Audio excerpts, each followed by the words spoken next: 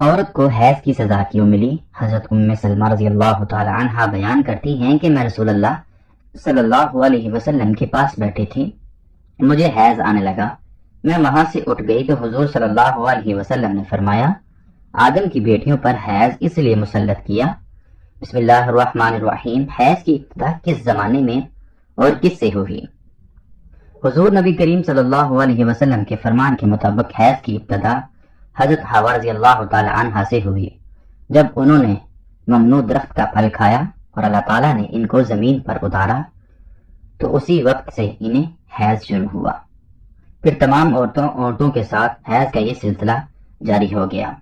البتہ بعض حضرت صحابہ فرماتی ہیں کہ حیض کی ابتدا بنی اسرائیل کی عورتوں سے ہوئی ہے، تو بعض علماء اکرام نے حضور صلی اللہ علیہ وسلم کے فرمان اور بعض حضرات نے صحابہ اکرام کے اس قول میں یوں مطابقت پیش کرنے کی کوشش کی کہ در حقیقت حیض کی ابتدا حضرت حوا اور بنی اسرائیل کی سرکش کی وجہ سے ان کی عورتوں کا حیض بطور عذاب ایک مدت تک بند کر دیا، پھر حیض کو جاری کر دیا گیا، تو چونکہ ایک مدت کے بعد ان کی عورتوں کا حیض بند جاری ہوا، اسی لیے ان سے حیض کی ابتدا کا قول کر دیا۔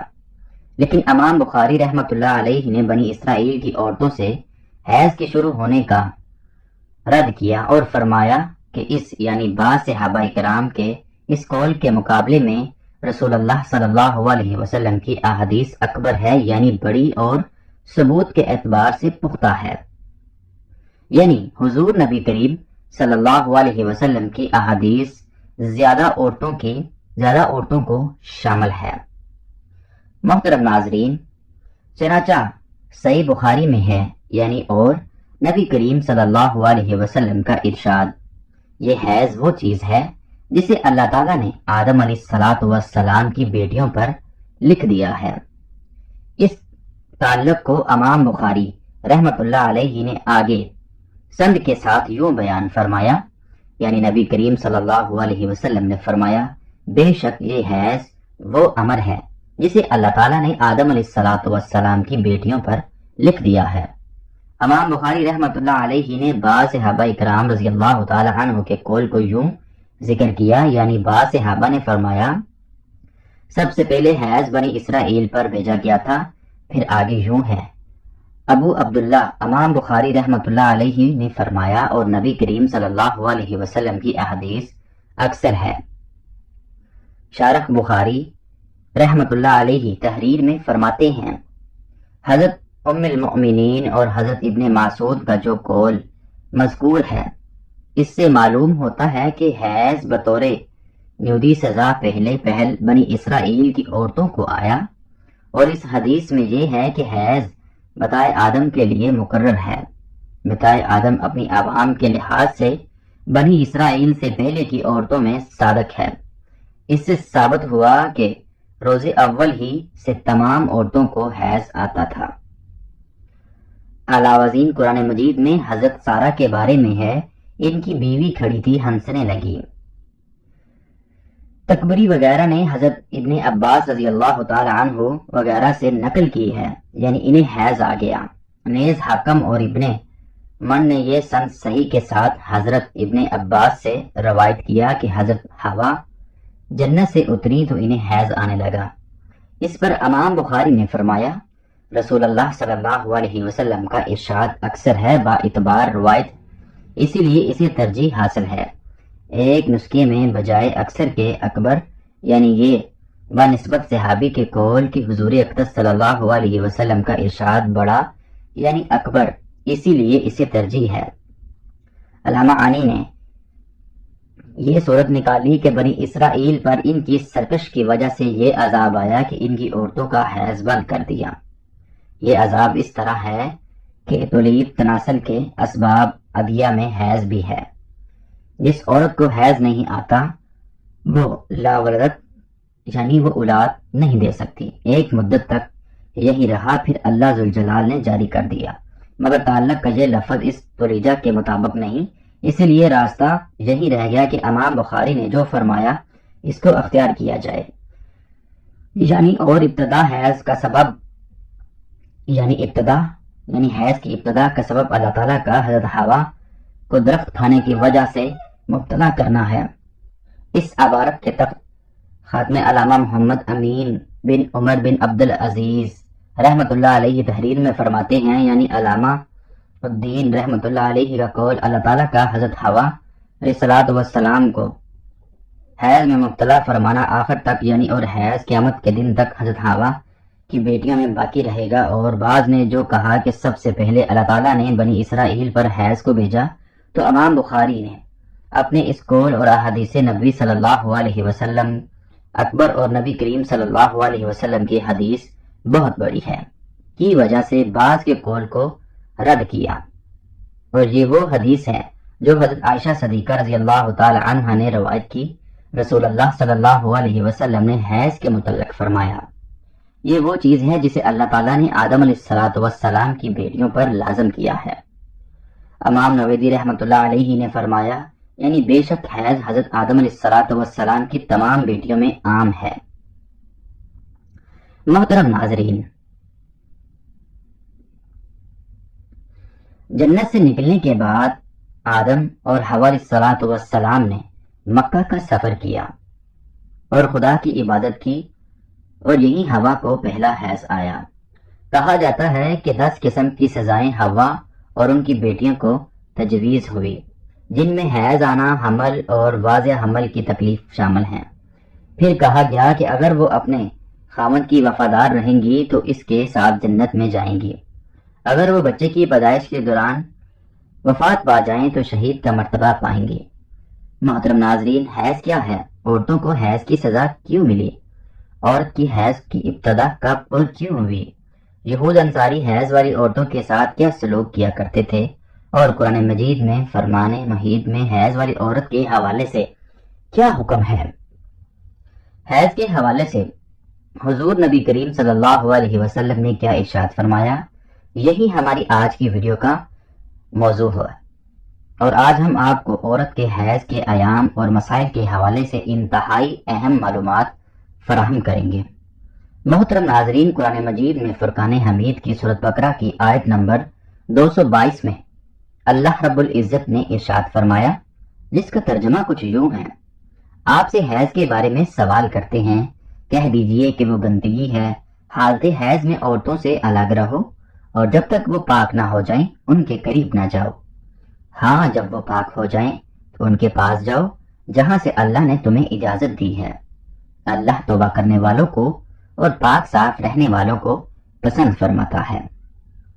محترم ناظرین، صحیح مسلم میں حضرت انس رضی اللہ تعالی عنہ سے روایت ہے، یہود میں جو کوئی عورت ایام سے ہو جاتی، یعنی عورت کو حیض ہو جاتا، تو وہ لوگ نہ صرف یہ کہ اس کے ساتھ کھاتے پیتے نہ تھے، بلکہ گھروں میں سونا اور بیٹھنا تک چھوڑ دیتے تھے۔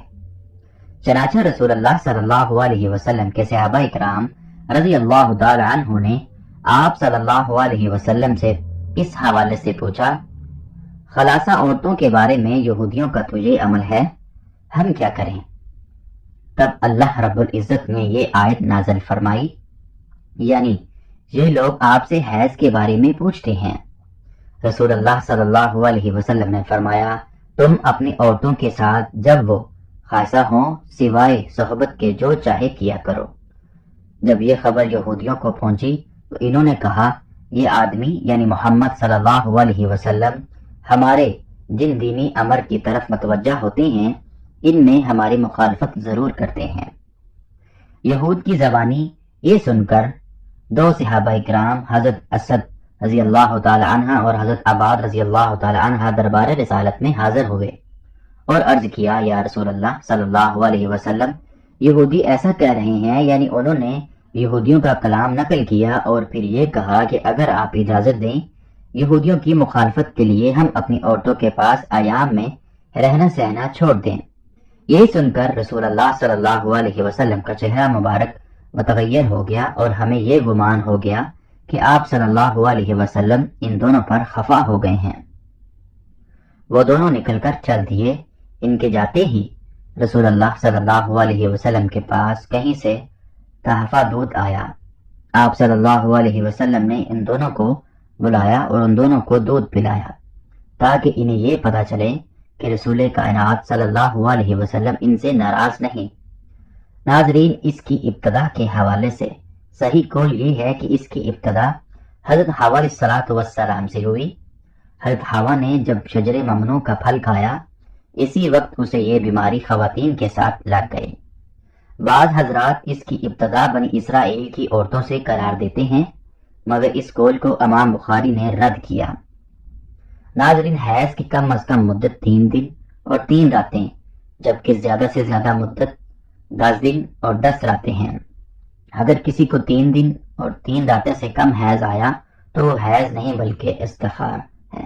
اسی طرح اگر بیماری یا کسی اور وجہ سے کسی کو 10 دن اور 10 دن سے زیادہ آیا تو وہ جو 3 زائد ہوگا وہ بھی استحاضہ۔ ناظرین، احادیث کی بعض کتابوں میں اس موضوع کی روایت میں موجود ہے جن میں کہا گیا ہے کہ بنی اسرائیل کی عورتوں کو مسجدوں میں جانے اور مردوں کے ساتھ باجماعت نماز ادا کرنے کی اجازت تھی۔